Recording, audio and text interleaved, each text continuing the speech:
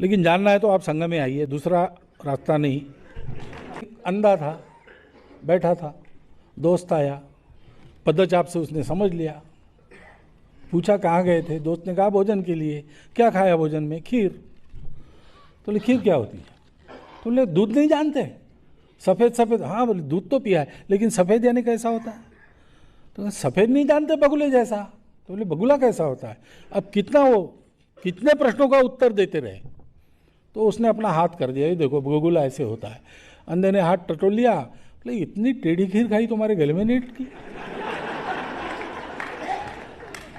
अब ये संघ को ऐसे बोल के या पढ़ा के समझाना, ये टेढ़ी खीर ही है।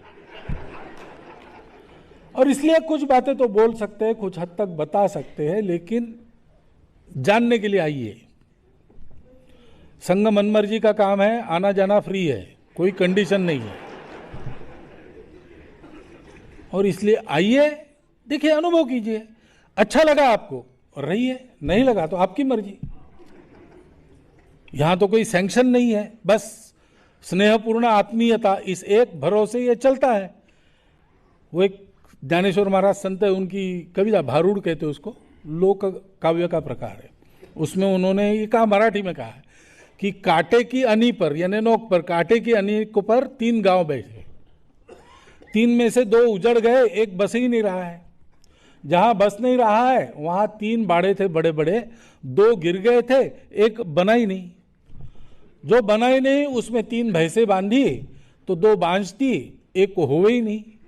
ऐसा चलता है वो सब, 3 में 2 बेकार और एक बनता ही नहीं, ऐसा चलता है।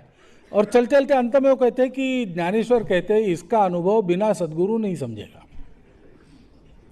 ये संघ ऐसी एक चीज है कि मैं कितना भी समझाऊं तो भी क्यों क्या, ये रहेगा ही।